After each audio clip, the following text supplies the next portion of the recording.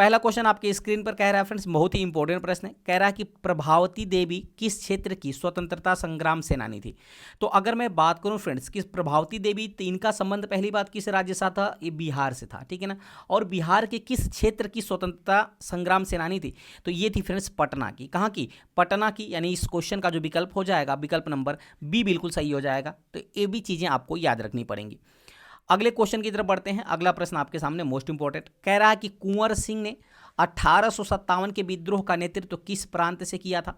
तो बात आती है कुंवर सिंह, तो अगर आपसे प्रांत पूछेगा तो वो तो प्रांत आपको पता है फ्रेंड्स, बिहार। किस प्रांत से किया था नेतृत्व, तो बिहार। अगर किस स्थान से पूछेगा तो बिहार के जगदीशपुर से इन्होंने नेतृत्व किया था।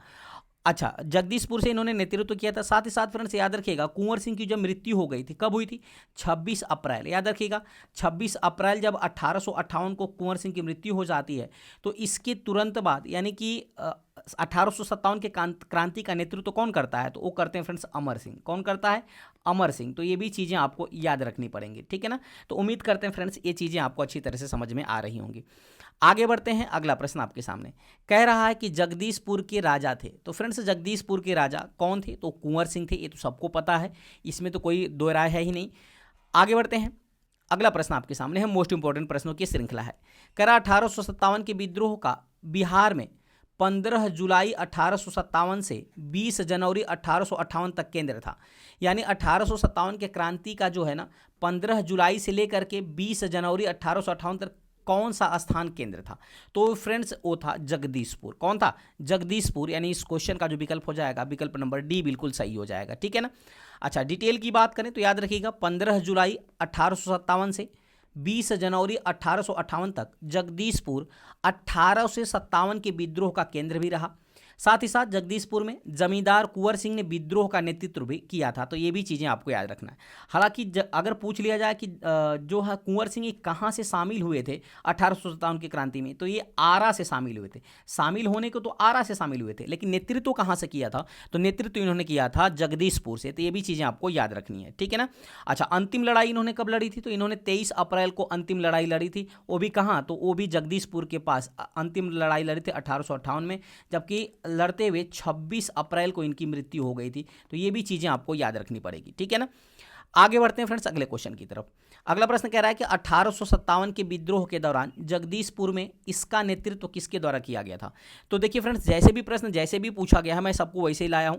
तो ये होगा कुंवर सिंह, यानी विकल्प नंबर बी बिल्कुल सही हो जाएगा। इसमें समय व्यर्थ करने की आवश्यकता है ही नहीं। आगे बढ़ते हैं। अगला क्वेश्चन आपके सामने कह रहा है कि सिखों के 10वें गुरु गुरु गोविंद सिंह का जन्म कहाँ हुआ था। तो सिख के 10वें गुरु जिनका नाम था गुरु गोविंद, पहली बात ये याद रखना है कि सिख गुरु 10वें गुरु कौन थे, तो गुरु गोविंद सिंह थे। इनके जन्म की बात करूं तो फ्रेंड्स इनका जन्म हुआ था पटना में। कहाँ हुआ था, पटना में। यानी इस क्वेश्चन का जो विकल्प हो जाएगा, विकल्प नंबर डी बिल्कुल सही हो जाएगा, ठीक है ना। अच्छा, पटना आया है फ्रेंड्स। पटना से याद रखना है कि सबसे ज़्यादा जनसंख्या वाला नगर भी है, कौन सा है, तो ये पटना ही है। तो ये भी चीज़ें आपको याद रखनी है, ठीक है ना। आगे बढ़ते हैं।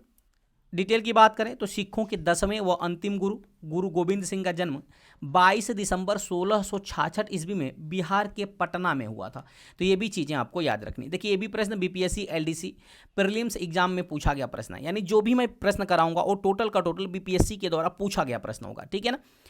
आगे बढ़ते हैं फ्रेंड्स। अगला क्वेश्चन आपके सामने कह रहा है कि 1857 ईस्वी के विद्रोह से बिहार का कौन सा भाग अप्रभावित रहा था।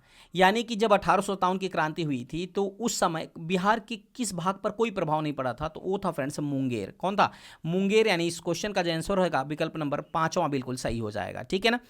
अच्छा, अगला प्रश्न है फ्रेंड्स आपके सामने, मोस्ट इंपॉर्टेंट प्रश्नों की श्रृंखला है। Biography of Kunwar Singh and Amar Singh के लेखक कौन है। बहुत ही इंपॉर्टेंट प्रश्न आपके लिए। Biography of Kunwar Singh and Amar Singh के लेखक कौन है फ्रेंड्स, तो याद रखिएगा इसके लेखक है काली किंकर दत्त। कौन थे, काली किंकर दत्त। यानी इस क्वेश्चन का जो विकल्प हो जाएगा विकल्प नंबर बी बिल्कुल सही हो जाएगा, ठीक है ना। तो चीज़ों को एकदम आराम से पढ़ना है, एकदम घबराना नहीं है। वीडियो को शुरू से अंत तक जरूर देखिएगा, ठीक है। चलिए आगे बढ़ते हैं, डिटेल की बात करते हैं। तो याद रखिएगा biography of Kunwar Singh and Amar Singh के लेखक काली किंकर दत्त थे। कुंवर सिंह तथा उनके भाई अमर सिंह ने वर्ष 1857 के विद्रोह का नेतृत्व किया था। जैसा कि मैंने आपसे बताया फ्रेंड्स कि पहले तो जगदीशपुर से नेतृत्व किसने किया था, तो जगदीशपुर से नेतृत्व किया था कुंवर सिंह ने। हालांकि कुंवर सिंह की मृत्यु हो गई थी 26 अप्रैल 1858 को इनकी मृत्यु हो गई थी। तो उसके बाद इसका नेतृत्व इनके भाई अमर सिंह ने किया था। तो ये भी चीज़ें आपको याद रखनी है। अच्छा, यहाँ प्रश्न था कि biography of Kunwar Singh and Amar Singh के लेखक कौन है, तो ये कालिंग किंकर दत्त हैं। तो ये भी आपको याद रखना है। आगे बढ़ते हैं फ्रेंड्स, अगला क्वेश्चन है, बहुत ही इंपॉर्टेंट प्रश्नों की श्रृंखला होने वाली है। बिहार में 1857 की क्रांति के दौरान पटना, आरा और साहबाबाद जिलों में किसने नेतृत्व प्रदान किया था। देखिए, अभी तक आपने प्रश्न पढ़ा होगा कि बिहार के जगदीशपुर से 1857 की क्रांति का नेतृत्व किसने किया था, लेकिन ये प्रश्न जो है एक काफ़ी इंपॉर्टेंट घुमावदार प्रश्न है और घुमा के पूछा गया है। ये प्रश्न पूछा गया है कि बिहार में 1857 की क्रांति के दौरान पटना, आरा और साहबाद जिलों में किसने नेतृत्व किया था फ्रेंड्स। तो याद रखिएगा, वो कोई और नहीं था बल्कि कुंवर सिंह ही थे, यानी विकल्प नंबर सी बिल्कुल सही हो जाएगा। कौन था, कुंवर सिंह थे। ठीक है ना, तो कंफ्यूज नहीं होना है। आगे बढ़ते हैं, डिटेल की बात करते हैं। तो बिहार में 1857 की क्रांति के दौरान पटना, आरा और साहबाद जिलों में इसका नेतृत्व भी किसने किया था, तो कुंवर सिंह ने ही किया था। देखिए, बीपीएससी टीआरई 2.0 में पूछा गया प्रश्न है। मैं सारे के सारे प्रश्न फ्रेंड्स लाया हूं और जो कि आपके एग्जाम के लिए काफ़ी अति महत्वपूर्ण है। डिटेल को बहुत ध्यान से देखिएगा क्योंकि आपके डिटेल से ही प्रश्न बनने वाले हैं। ठीक है ना। अच्छा, अभी तक आपने वीडियो को लाइक नहीं किया है तो लाइक कर दीजिएगा, चैनल को सब्सक्राइब नहीं किया है तो सब्सक्राइब कर दीजिएगा। ठीक है, चलिए आगे बढ़ते हैं अगले प्रश्न की तरफ।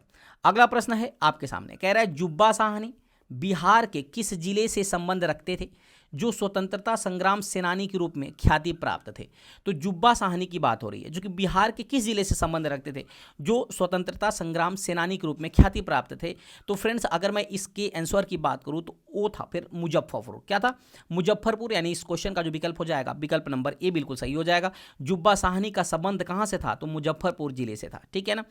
अच्छा, अगला प्रश्न आपके सामने कह रहा है कि 1857 के विद्रोह के दौरान ब्रिटिश सेना के किस सेनापति को कुंवर सिंह के विरुद्ध भेजा गया था। तो 1857 के विद्रोह के दौरान ब्रिटिश सेना के किस सेनापति को कुंवर सिंह के विरुद्ध भेजा गया था। तो याद रखिएगा फ्रेंड्स, अगर मैं ऑप्शन की बात करूं तो जनरल हेविट ये बिल्कुल नहीं गए थे, उसके बाद कालिन कैंपबेल भी नहीं थे, सर सू रोज भी नहीं थे। इनमें से एक से अधिक हो ही नहीं सकता, इनमें से कोई नहीं। तो कह सकते हैं फ्रेंड्स कि अकॉर्डिंग टू क्वेश्चन इसका आंसर हो जाएगा इनमें से कोई नहीं, यानी विकल्प नंबर ई बिल्कुल सही हो जाएगा। अब प्रश्न उठता है कि सर किसने भेजा गया था। तो चलिए डिटेल में आपको मैं बताता हूं। डिटेल की बात करें तो याद रखिएगा, कुंवर सिंह के साथ 23 अप्रैल को जगदीशपुर के पास एक सफल लड़ाई में कैप्टन ले ग्रांड के नेतृत्व में अंग्रेज युद्ध हार गए थे। कुंवर सिंह बुरी तरह से घायल हुए और 26 अप्रैल को इनकी मृत्यु हो गई।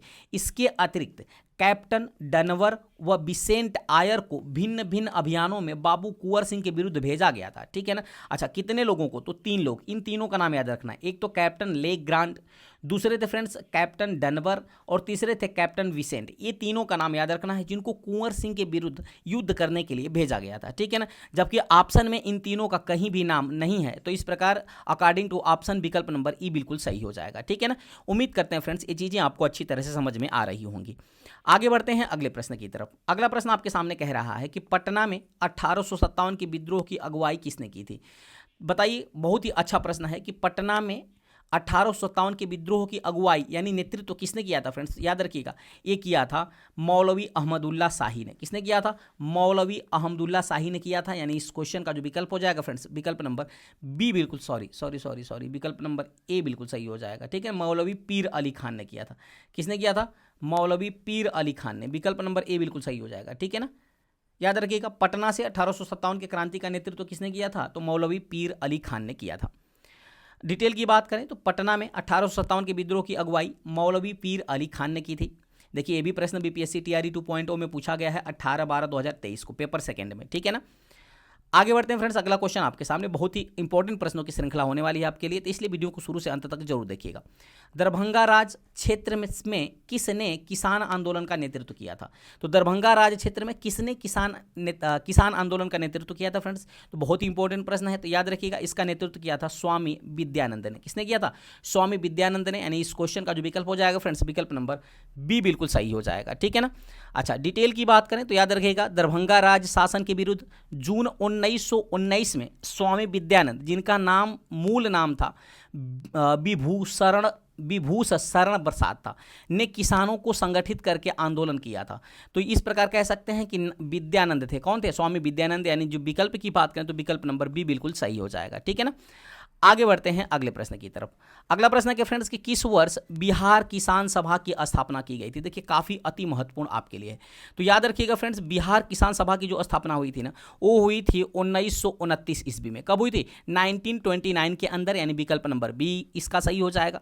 अच्छा, अगर मैं डिटेल की बात करूँ तो याद रखिएगा, बिहार किसान सभा की स्थापना नवंबर 1929 ईस्वी में सोनपुर मेला के अवसर पर एक सभा में प्रांतीय किसान सभा के दौरान हुई थी और स्वामी सहजानंद इसके प्रथम अध्यक्ष बने थे। तो देखिए इंपॉर्टेंट आपके लिए क्या हो जाता है कि प्रश्न पूछा जाता है कि बिहार किसान सभा के अध्यक्ष कौन थे, तो स्वामी सहजानंद थे। ठीक है ना। अच्छा, स्थापना कब हुआ था, किसके अवसर पर हुआ था, तो सोनपुर मेला के अवसर पर बिहार किसान सभा की स्थापना हुई थी। कब हुई थी? नवंबर 1929 में। पूरा डिटेल जानना बहुत ही जरूरी है। आगे बढ़ते हैं। कह रहा है कि 1936 में अखिल भारतीय किसान सभा का गठन, जिसके अध्यक्ष स्वामी सहजानंद सरस्वती और महासचिव प्रोफेसर एन जी रंगा को बनाया गया था। अच्छा, अगर बिहार किसान सभा की गठन की बात करें, कब हुआ था? 1929 में। लेकिन अखिल भारतीय किसान सभा के गठन की बात करें तो कब हुआ था? 1936 में। अच्छा, अगर पूछे कि बिहार किसान सभा के अध्यक्ष कौन थे, तो स्वामी सहजानंद थे। लेकिन अगर पूछे कि अखिल भारतीय किसान सभा का अध्यक्ष कौन थे, तो वो थे फ्रेंड्स स्वामी सहजानंद सरस्वती थे। ठीक है ना। अच्छा, महासचिव कौन बनाए गए थे, तो महासचिव बनाए गए थे प्रोफेसर एन जी रंगा। आगे बढ़ते हैं फ्रेंड्स, अगला क्वेश्चन आपके सामने कह रहा है कि बिहार की किस जनजाति ने कांग्रेस के गया अधिवेशन में भाग लिया था। बहुत ही इंपॉर्टेंट प्रश्न है फ्रेंड्स। अभी तक आपने वीडियो को लाइक नहीं किया है तो लाइक जरूर कर लीजिएगा। बिहार के किस जनजाति ने कांग्रेस की गया अधिवेशन में भाग लिया था। तो पहली बात आपको पता होना चाहिए कि बिहार के अंदर कितने अधिवेशन हुए थे। तो बिहार के अंदर कुल 3 अधिवेशन हुए थे। एक तो 1912 का अधिवेशन हुआ था, एक हुआ था 1922 का अधिवेशन, एक हुआ था फ्रेंड्स 1940 का अधिवेशन हुआ था। ठीक है ना। तो पहले इस अधिवेशन की चर्चा कर लेते हैं। तो 1912 का जो अधिवेशन हुआ था ना फ्रेंड्स, ये कहाँ हुआ था? ये हुआ था बांकीपुर में। कहाँ हुआ था? बांकीपुर पटना के अंदर ये अधिवेशन हुआ था, 1912 का अधिवेशन। और ये फ्रेंड्स कांग्रेस का 27वां अधिवेशन था। ये भी चीज़ें आपको याद रखनी है। अच्छा, बांकीपुर पटना में इसका नेतृत्व किसने किया था, ये प्रश्न पूछा जाता है। तो नेतृत्व किया था R.N. मुधोलकर ने। किसने किया था? R.N. मुधोलकर ने इसकी अध्यक्षता किया था।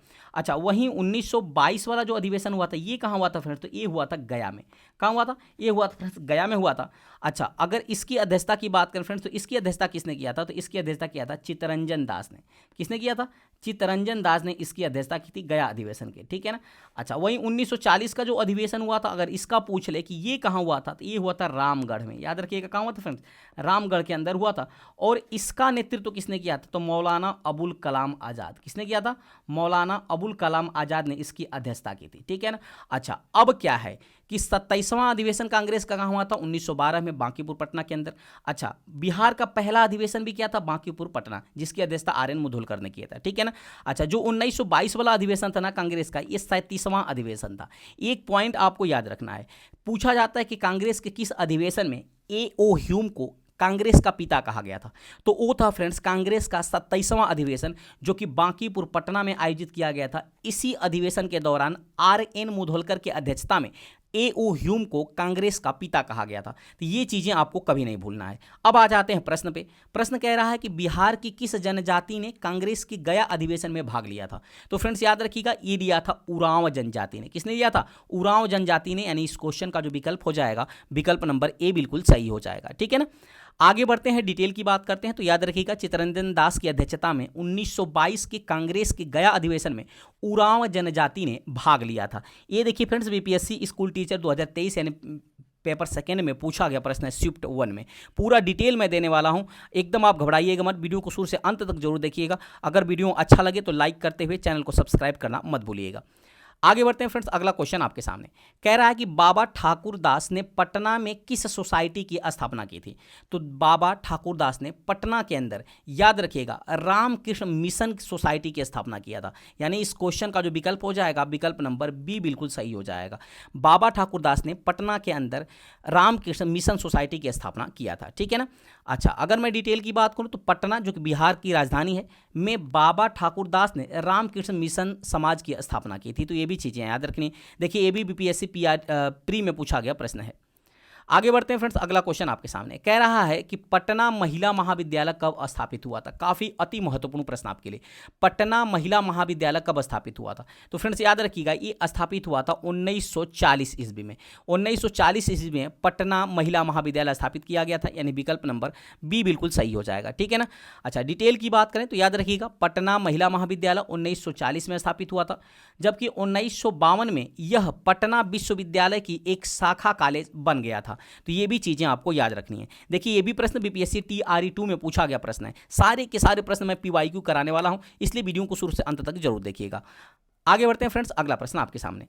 प्रश्न कह रहा है कि पटना कॉलेज कब स्थापित हुआ था। देखिए पटना कॉलेज कब स्थापित हुआ, पिछला प्रश्न क्या था, पिछला प्रश्न आपके सामने था पटना महिला महाविद्यालय कब स्थापित हुआ था, और ये प्रश्न पूछ रहा है कि पटना कॉलेज कब स्थापित हुआ था। काफी अति महत्वपूर्ण प्रश्न है आपके लिए फ्रेंड्स। याद रखिएगा पटना कॉलेज जो है ना वो 1863 में स्थापित हुआ था। कब हुआ था, 1863 में, यानी इस क्वेश्चन का जो विकल्प है विकल्प नंबर सी बिल्कुल सही हो जाएगा, ठीक है ना।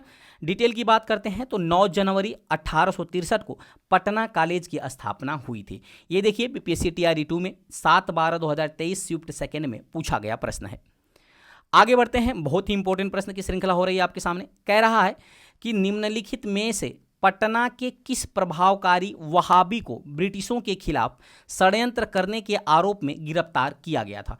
काफी अति महत्वपूर्ण, एक बार फिर प्रश्न देख लेते हैं। निम्नलिखित में पटना के किस प्रभावकारी वहाबी को ब्रिटिशों के खिलाफ षड्यंत्र करने के आरोप में गिरफ्तार किया गया था। तो फ्रेंड्स याद रखिएगा वो किया गया था मौलवी अहमदुल्ला को, ठीक है। किसको किया गया था फ्रेंड्स, मौलवी अहमदुल्ला को, एम बैजुल हक को और मौलवी हुसैन को।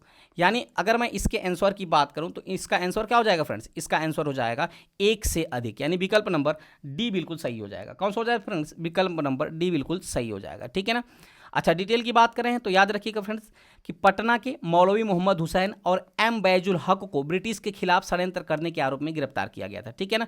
अच्छा, मौलवी मोहम्मद हुसैन को और एम बैजुल हक को, मौलवी मोहम्मद हुसैन को और एम बैजुल हक को, यानी कि कह सकते हैं फ्रेंड्स इसका जो आंसर होगा ना, देखिए ए और सी, इन दोनों लोगों को किया गया था ना, तो एक से अधिक होगा, जबकि मौलवी अहमदुल्ला को नहीं किया गया था। ये दो चीज़ आपको याद रखनी है, ठीक है। आगे बढ़ते हैं, अगला प्रश्न आपके सामने है, बहुत ही इंपॉर्टेंट प्रश्न है। कह रहा है कि बिहार कांग्रेस कमेटी के पहले अध्यक्ष कौन बने थे। तो बिहार कांग्रेस कमेटी के पहले अध्यक्ष की मैं बात करूं फ्रेंड्स तो वो बने थे हसन इमाम। बहुत ही अति महत्वपूर्ण प्रश्न, हसन इमाम को बिहार कांग्रेस कमेटी का पहला अध्यक्ष बनाया गया था। डिटेल की बात करें तो 1919 ईस्वी में बिहार प्रदेश कांग्रेस कमेटी की स्थापना सोनपुर में की गई थी और इसका पहला संस्थापक अध्यक्ष बनाया गया था, हसन इमाम को बनाया गया था। तो ये भी चीज़ें आपको याद रखना है, ठीक है ना। आगे बढ़ते हैं फ्रेंड्स, अगला क्वेश्चन आपके सामने।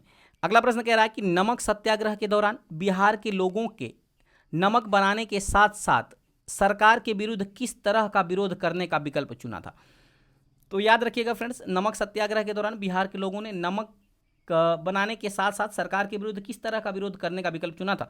तो न तो मलबा, ये बिल्कुल नहीं होगा, हाथी भी नहीं होगा, विकास भी नहीं होगा। यानी कह सकते हैं कि इस क्वेश्चन का जो विकल्प हो जाएगा, विकल्प उपयुक्त में से कोई नहीं, यानी विकल्प नंबर डी बिल्कुल सही हो जाएगा। अब प्रश्न उठता है फ्रेंड्स कि इसका आंसर क्या होगा। तो चलिए डिटेल में बात करते हैं। देखिएगा, नमक सत्याग्रह के दौरान बिहार के लोगों ने नमक बनाने के साथ साथ सरकार के विरुद्ध चौकीदारी कर का विरोध करने का विकल्प चुना था। यानी नमक बनाने के साथ साथ चौकीदारी कर का भी विरोध चुना था। तो इस क्वेश्चन का जो विकल्प हो जाएगा, विकल्प नंबर डी बिल्कुल सही हो जाएगा, उपयुक्त में से कोई नहीं, जबकि आंसर क्या होगा तो चौकीदारी कर हो जाएगा, ठीक है ना। आगे बढ़ते हैं, अगला प्रश्न। अगला प्रश्न कह रहा है कि सविनय अवज्ञा आंदोलन के नो टैक्स अभियान के अंतर्गत चौकीदारी कर का भुगतान करने से इनकार निम्नलिखित राज्यों में से कहां शुरू हुआ था। तो चौकीदारी कर देने का अभियान जो है फ्रेंड्स, नो टैक्स अभियान शुरू किया गया था, तो ये किस राज्य में किया गया था। तो आपको सबको पता होगा फ्रेंड्स ये कहाँ किया गया था। तो ये अपना बिहार में किया गया था, यानी विकल्प नंबर सी बिल्कुल सही हो जाएगा। इसी से रिलेटेड अभी पिछला क्वेश्चन मैंने देखा था कि नमक कर के साथ साथ, यानी नमक बनाने के साथ साथ चौकीदारी कर न देने का भी विरोध किया गया था इसके दौरान, कहाँ, बिहार के अंदर। डिटेल की बात करें तो सविनय अवज्ञा आंदोलन के दौरान बिहार के लोगों ने चौकीदारी कर का भुगतान करने से इनकार कर दिया था। अब यहाँ से एक प्रश्न बनता है कि चौकीदारी कर न देने का जो है निर्णय किस आंदोलन के दौरान लिया गया था। तो वो लिया गया था सविनय अवज्ञा आंदोलन के दौरान। और यही प्रश्न आपके बीपीएससी टीआरई में पूछा गया था। आगे बढ़ते हैं फ्रेंड्स अगले क्वेश्चन की तरफ। अगला क्वेश्चन कह रहा है कि भागलपुर में नमक सत्याग्रह का नेतृत्व किसने किया था? तो भागलपुर के अंदर नमक सत्याग्रह का नेतृत्व किया था महादेव लाल सर्राफ ने। किसने किया था? महादेव लाल सर्राफ, यानी इस क्वेश्चन का जो विकल्प हो जाएगा विकल्प नंबर बी बिल्कुल सही हो जाएगा। डिटेल की बात करें तो भागलपुर में नमक सत्याग्रह का नेतृत्व महादेव लाल सर्राफ ने 1930 ईस्वी में किया था। कब किया था? ये डेट आपको याद रखना है, 1930, स्थान आपको याद रखना है भागलपुर में, ठीक है ना। आगे बढ़ते हैं अगला प्रश्न। अगला प्रश्न कह रहा है कि प्रथम अखिल भारतीय कांग्रेस समाजवादी सम्मेलन कहाँ हुआ था? तो प्रथम अखिल भारतीय कांग्रेस समाजवादी सम्मेलन की मैं बात करूं फ्रेंड्स तो ये हुआ था पटना के अंदर। कहाँ हुआ था? पटना के अंदर हुआ था, यानी इस क्वेश्चन का जो विकल्प हो जाएगा विकल्प नंबर ए बिल्कुल सही हो जाएगा।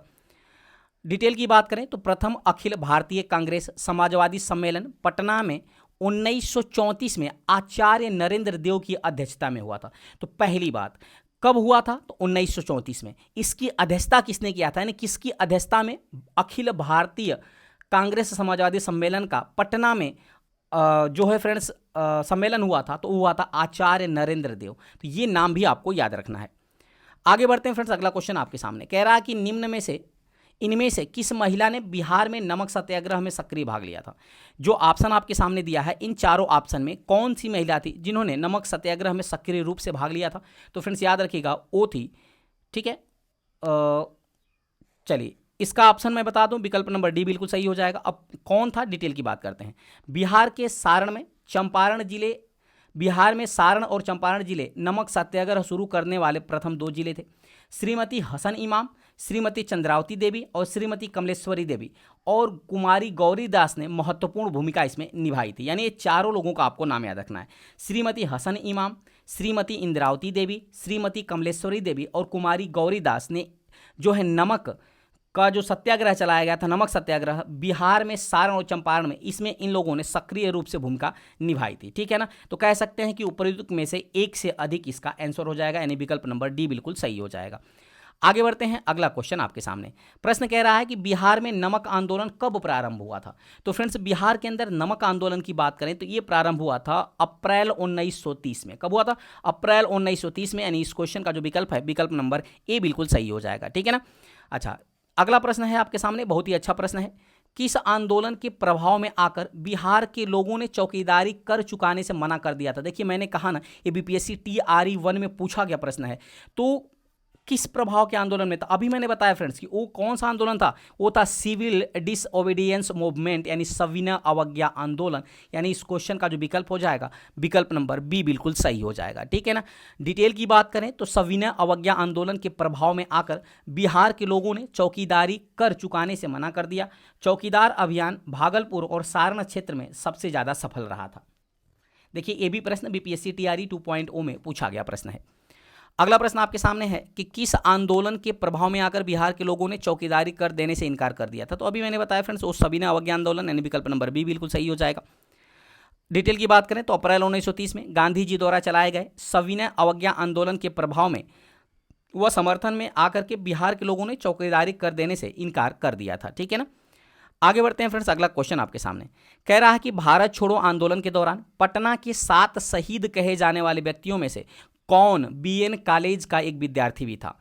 तो भारत छोड़ो आंदोलन के दौरान पटना के 7 शहीद कहे जाने वाले, 7 लोग शहीद हुए थे कहे जाने वाले व्यक्तियों में से एक BN कॉलेज की विद्यार्थी भी थे। तो वो कौन थे फ्रेंड्स? वो थे जगपति कुमार। कौन थे? जगतपति कुमार। यानी इस क्वेश्चन का जो विकल्प हो जाएगा विकल्प नंबर डी बिल्कुल सही हो जाएगा, ठीक है ना। डिटेल की बात करें तो भारत छोड़ो आंदोलन के दौरान पटना के 7 शहीद कहे जाने वाले व्यक्तियों में से जगतपति कुमार BN कॉलेज के विद्यार्थी थे जो शहीद हो गए थे, यानी विकल्प नंबर डी बिल्कुल इसका सही हो जाएगा। अगला प्रश्न आपके सामने है फ्रेंड्स, कह रहा है 1942 के आंदोलन में डॉक्टर राजेंद्र प्रसाद को किस जेल में रखा गया था? तो 1942 का जो भारत छोड़ो आंदोलन था, बात रखिए भारत छोड़ो आंदोलन 1942 में जो कि महात्मा गांधी के नेतृत्व में चलाया जा रहा था, इस दौरान डॉक्टर राजेंद्र प्रसाद को गिरफ्तार कर लिया गया और इनको गिरफ्तार करके फ्रेंड्स बांकीपुर जेल में रखा गया था। कहां रखा गया था? बांकीपुर जेल में, यानी इस क्वेश्चन का जो विकल्प हो जाएगा विकल्प नंबर ए बिल्कुल सही हो जाएगा, ठीक है ना। आगे बढ़ते हैं, डिटेल की बात करते हैं। तो याद रखिएगा 1942 के आंदोलन में डॉक्टर राजेंद्र प्रसाद को बांकीपुर पटना जेल में रखा गया था। गांधी जी को गिरफ्तार करके सरोजिनी नायडू सहित आगा खां पैलेस में रखा गया था और हजारीबाग जेल में जयप्रकाश नारायण को रखा गया था। तो ये 3 प्रश्न आपको यहां से याद रखने हैं। पहली बात कि डॉक्टर राजेंद्र प्रसाद को बांकीपुर पटना जेल में रखा गया था और गांधी जी को गिरफ्तार करके यानी सरोजिनी नायडू और गांधी जी को गिरफ्तार करके आगा खां पैलेस में रखा गया, जबकि हजारीबाग जेल में जयप्रकाश नारायण को रखा गया था। आगे बढ़ते हैं, अगला प्रश्न आपके सामने। प्रश्न कह रहा है कि महात्मा गांधी तथा उनके सहयोगियों की 1942 में हुई धरपकड़ से बिहार में दंगे हुए, इसमें रेल सेवा पूर्ण रूप से ठप हो गई, उसमें अधिकतम प्रभावित जिला कौन था? तो सबसे ज्यादा प्रभावित जिला कौन था 1942 के दौरान? तो याद रखिएगा फ्रेंड्स, वो कोई और नहीं था बल्कि पटना जिला था, यानी विकल्प नंबर सी बिल्कुल सही हो जाएगा। ठीक है ना। आगे बढ़ते हैं, डिटेल की बात करते हैं। तो महात्मा गांधी द्वारा 1942 में शुरू किया गया भारत छोड़ो आंदोलन बिहार में भी अपनी चरम सीमा पर था। इस आंदोलन में पटना में सर्वाधिक प्रभाव छोड़ा और यहां रेलगाड़ियों को रोका गया तथा पटरियों को उखाड़कर फेंक दिया गया। तो सबसे ज्यादा प्रभावित कौन था? पटना था। आगे बढ़ते हैं, अगला प्रश्न बहुत ही इंपॉर्टेंट प्रश्न है कि बिहार सोशलिस्ट पार्टी के प्रथम अध्यक्ष कौन थे? बिहार सोशलिस्ट पार्टी के प्रथम अध्यक्ष आपसे पूछ रहा है, तो याद रखिएगा वो है आचार्य नरेंद्र देव। यानी इस क्वेश्चन का जो विकल्प हो जाएगा, विकल्प नंबर सी बिल्कुल सही हो जाएगा। आचार्य नरेंद्र देव बिहार सोशलिस्ट पार्टी के प्रथम अध्यक्ष थे। डिटेल की बात करें तो जयप्रकाश नारायण द्वारा 17 मई 1934 को पटना में बिहार सोशलिस्ट पार्टी की बैठक बुलाई गई थी, जिसमें बिहार कांग्रेस सोशलिस्ट पार्टी की स्थापना की गई और जयप्रकाश नारायण इस पार्टी के सचिव बने, जबकि आचार्य नरेंद्र देव को इसका अध्यक्ष चुना गया। तो ये भी चीजें आपको याद रखनी है। अगर प्रश्न पूछ लेगा कि जयप्रकाश नारायण को सचिव चुना गया था तो अच्छा, अगर प्रश्न पूछ ले कि किसको सचिव बनाया गया था तो बताएंगे जयप्रकाश नारायण को। ठीक है ना, ये भी चीजें आपको याद रखनी है। आगे बढ़ते हैं, अगला प्रश्न आपके सामने फ्रेंड्स कह रहा है किस तारीख को उड़ीसा को बिहार से पृथक कर अलग प्रांत का दर्जा दिया गया था? तो किस तारीख को दिया गया था फ्रेंड्स? आप सबको पता है कि कब दिया गया था, तो 1 अप्रैल 1936 को। यानी इस क्वेश्चन का जो विकल्प है, विकल्प नंबर बी बिल्कुल सही हो जाएगा। आइए डिटेल की चर्चा कर लेते हैं। याद रखिएगा फ्रेंड्स, आपको पता होगा कि 1905 के दौरान 1905 में बंगाल विभाजन हो गया और बंगाल को 2 भागों में बांट दिया गया। एक को बना दिया गया पूर्वी बंगाल और एक को बना दिया गया पश्चिमी बंगाल। तो जो पूर्वी बंगाल था ना फ्रेंड्स, ये पूर्वी बंगाल में मुसलमानों की जनसंख्या सबसे ज़्यादा थी, यानी मुस्लिम बाहुल्य क्षेत्र था, जबकि पश्चिम बंगाल जो था इसमें हिंदुओं की जनसंख्या ज़्यादा थी, यानी हिंदू बाहुल्य क्षेत्र था। फिर क्या हुआ कि आगे चल करके 1911 में दिल्ली दरबार लगा। 1911 में जब तीसरा दिल्ली दरबार लगता है, तो आखिर दिल्ली दरबार क्यों लगा? तो जब भी याद रखिएगा, जब भी इंग्लैंड में कोई राजा या नए रानी हुआ करते थे तो उनके सम्मान में भारत के अंदर दिल्ली दरबार लगाया जाता था। तो 1911 का भारत में तीसरा दिल्ली दरबार लगा था और ये ऐसा दिल्ली दरबार था जिसमें इंग्लैंड के राजा जॉर्ज पंचम और रानी मैरी भारत आई हुई थी। और इसी दिल्ली दरबार के दौरान बंगाल विभाजन को रद्द कर दिया गया, यानी 1905 का जो बंगाल विभाजन हुआ था इसको रद्द करके 2 पृथक राज्य बनाने, यानी 2 पृथक प्रांत बनाने का निर्णय लिया गया। एक को बना दिया गया बिहार, याद रखिएगा, एक को बना दिया गया बिहार और एक को बना दिया गया बंगाल। तो याद रखिएगा, एक को बिहार बना दिया गया, एक को बना दिया गया बंगाल। अच्छा, ये बिहार कब बनाने की घोषणा हुई? तो ये बना था 22 मार्च को। याद रखिएगा कब हुआ था? 22 मार्च 1912 को। तो इसीलिए प्रतिवर्ष बिहार दिवस भी कब मनाया जाता है? 22 मार्च को ही मनाया जाता है। ठीक है ना। अच्छा, 22 मार्च को बिहार दिवस मनाने की शुरुआत कब से हुई? तो फ्रेंड्स ये होती है, याद रखिएगा, 2010 से। कब से होती है? 2010 से होती है। ये उस समय मुख्यमंत्री थे तत्कालीन नीतीश कुमार, जिनके निर्णय पर यह फैसला लिया गया कि वर्ष 2010 से अब प्रतिवर्ष 22 मार्च को बिहार दिवस मनाया जाएगा। फिर आगे चल करके, याद रखिएगा, आगे चल के बिहार से उड़ीसा अलग हुआ। कब अलग हुआ फ्रेंड्स? तो ये अलग हुआ फ्रेंड्स 1 अप्रैल को। कब हुआ? 1 अप्रैल को फिर से बिहार का विभाजन हुआ 1936 को और उड़ीसा तथा बिहार 2 अलग प्रांत बन गए। तो उड़ीसा तथा बिहार 2 अलग प्रांत बन गए। तो यहां आपसे प्रश्न पूछ रहा है कि कब हुए थे? तो ये हुए थे फ्रेंड्स 1 अप्रैल 1936 को। फिर आगे चल के बिहार का फिर विभाजन होता है, बिहार 2 भागों में टूट जाता है। एक तो बन जाता है झारखंड। क्या बन जाता है? झारखंड बन जाता है और एक बन जाता है बिहार बन जाता है। झारखंड जो है ना, बिहार का 45% जमीन लेकर के, याद रखिएगा, बिहार का 45% जमीन लेके झारखंड जो है ये बन जाता है झारखंड, जबकि बिहार जो है ये 55% के साथ बिहार बन जाता है। अच्छा, ये झारखंड कब अलग हुआ था? ये हुआ था 15 नवंबर सन 2000 को अलग हुआ था। तो ये सारी की सारी डिटेल आपको याद रखनी पड़ेगी। ठीक है ना। उम्मीद करते हैं फ्रेंड्स ये चीज़ें आपको अच्छी तरह से समझ में आई होंगी। आगे बढ़ते हैं फ्रेंड्स अगले क्वेश्चन की तरफ। अगला डिटेल की बात कर लेते हैं। पहले कह रहा है 1 अप्रैल 1936 को ओडिशा को बिहार प्रांत से पृथक कर एक अलग राज्य का दर्जा दिया गया। अगला प्रश्न आपके सामने है, बहुत ही अति महत्वपूर्ण प्रश्न। बिहार समाजवादी पार्टी 1931 में गठन हुआ, इसका गठन किसने किया था? तो बिहार समाजवादी पार्टी का जो गठन हुआ था पहली बात कब हुआ था? तो 1931 में। अगर मैं इसके गठन की बात करूं तो इसका गठन किसने किया था? तो इसका गठन किया था फूलन प्रसाद वर्मा और जयप्रकाश नारायण ने। किसने किया था? फूलन प्रसाद वर्मा और जयप्रकाश नारायण ने। यानी कह सकते हैं कि इस क्वेश्चन का जो विकल्प हो जाएगा, विकल्प नंबर बी बिल्कुल सही हो जाएगा। ठीक है ना। डिटेल की बात करें तो 1931 में बिहार समाजवादी पार्टी का गठन फूलन प्रसाद वर्मा और जयप्रकाश नारायण ने मिलकर किया था। जबकि 1934 में पटना के अंजुमन इस्लामिया हॉल में बिहार समाजवादी पार्टी की औपचारिक स्थापना हुई और इसके अध्यक्ष बनाए गए आचार्य नरेंद्र देव, जबकि महासचिव बनाए गए जयप्रकाश नारायण। तो ये भी चीज़ें आपको याद रखनी है। आगे बढ़ते हैं। अगला प्रश्न आपके सामने कह रहा है कि 1942 ईस्वी में जयप्रकाश नारायण को किस नगर के जेल में भेजा गया था? अभी पीछे मैंने बताया फ्रेंड्स कि जो 3 लोगों को बताया, महात्मा गांधी को कहाँ रखा गया था? बांकीपुर पटना में राजेंद्र प्रसाद को रखा गया था। जबकि जयप्रकाश नारायण को किस जेल भेजा गया था? भारत छोड़ो आंदोलन के दौरान गिरफ्तार करके। तो इनको भेजा गया था फ्रेंड्स हजारीबाग जेल में। यानी विकल्प नंबर सी बिल्कुल सही हो जाएगा। ठीक है ना। डिटेल की बात करें तो 1942 ईस्वी में भारत छोड़ो आंदोलन के समय जयप्रकाश नारायण को हजारीबाग सेंट्रल जेल में रखा गया था। ठीक है। अगला प्रश्न आपके सामने है। कह रहा है कि बिहार के निम्नलिखित नेताओं में से किसे भारत रत्न मरणोपरांत मिला और उन्हें मैग्सेसे पुरस्कार से भी पुरस्कृत किया गया था? तो याद रखिएगा ये कौन से नेता थे? तो कोई और नहीं था बल्कि जयप्रकाश नारायण थे। यानी विकल्प नंबर ए बिल्कुल सही हो जाएगा। जयप्रकाश नारायण को ही फ्रेंड्स मरणोपरांत भारत रत्न मिला था और उन्हें मैग्सेसे पुरस्कार से भी पुरस्कृत किया गया था। यानी विकल्प नंबर ए बिल्कुल सही हो जाएगा। ठीक है। डिटेल की बात करें तो जयप्रकाश नारायण को समाज सेवा हेतु वर्ष 1965 में मैग्सेसे पुरस्कार से, जबकि 1998 में मरणोपरांत भारत सरकार द्वारा भारत के सर्वोच्च सम्मान भारत रत्न से सम्मानित किया गया था। तो ये भी चीज़ें आपको याद रखनी है।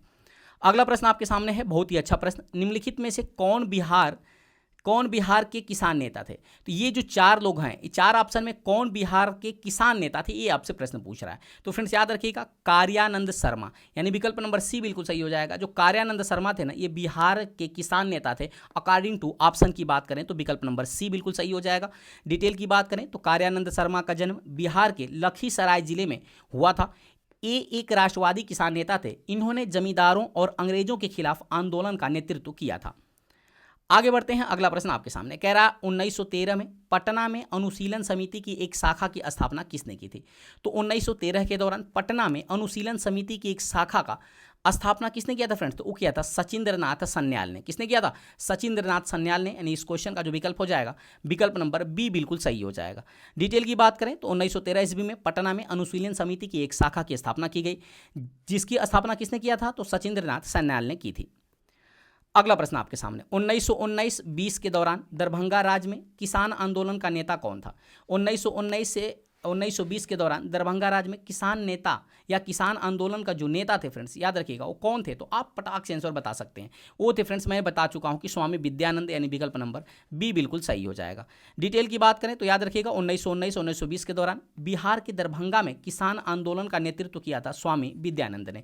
ये कई बार आपके एग्जाम में प्रश्न पूछा जा चुका है। आगे बढ़ते हैं। अगला प्रश्न है कि बिहार दिवस कब मनाया जाता है? इसका डिटेल मैं आपको पीछे बता चुका हूं कि बिहार दिवस क्यों मनाना शुरुआत हुआ, अब क्यों मनाया जाता है और कब मनाया जाता है। इस बार मैं आपको बता सकता हूं कि ये 22 मार्च को मनाया जाता है। क्यों मनाया जाता है, मैंने पिछले क्वेश्चन में इसकी चर्चा की है। अगला प्रश्न आपके सामने, बिहार में पहला कांग्रेस अधिवेशन कहाँ हुआ था? तो बिहार में पहला कांग्रेस अधिवेशन, मैंने तीनों कांग्रेस अधिवेशनों की चर्चा कर ली है, तो आपको आंसर देने में समस्या नहीं होनी चाहिए।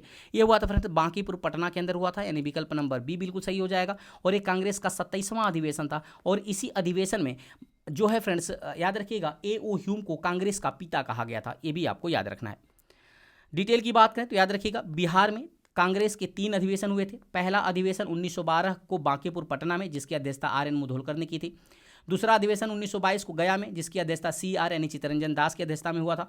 जबकि तीसरा अधिवेशन 1940 को रामगढ़ में हुआ था, जो कि वर्तमान में झारखंड में स्थित है। इसकी अध्यक्षता मौलाना अबुल कलाम आज़ाद ने किया था। तो ये चीज़ें मैं आपको पहले ही बता चुका हूँ। अगला प्रश्न आपके सामने है कि बिहार में भारत छोड़ो आंदोलन के दौरान सचिवालय गोलीबारी कांड घटना कब हुई थी? बहुत ही अच्छा प्रश्न है। बिहार में भारत छोड़ो आंदोलन के दौरान सचिवालय गोलीबारी की घटना कब हुई थी फ्रेंड्स? तो याद रखिएगा ये हुई थी 11 अगस्त 1942 को। कब हुई थी? 11 अगस्त 1942 को। यानी इस क्वेश्चन का जो विकल्प हो जाएगा विकल्प नंबर बी बिल्कुल सही हो जाएगा। ठीक है ना। डिटेल की बात करें तो बिहार में भारत छोड़ो आंदोलन के दौरान सचिवालय गोलीबारी की घटना 11 अगस्त 1942 को घटित हुई थी। अगला प्रश्न आपके सामने बहुत ही बढ़िया प्रश्न है। किस वर्ष उड़ीसा को बिहार से पृथक किया गया था? मैंने डिटेल पूरा बता दिया हूं।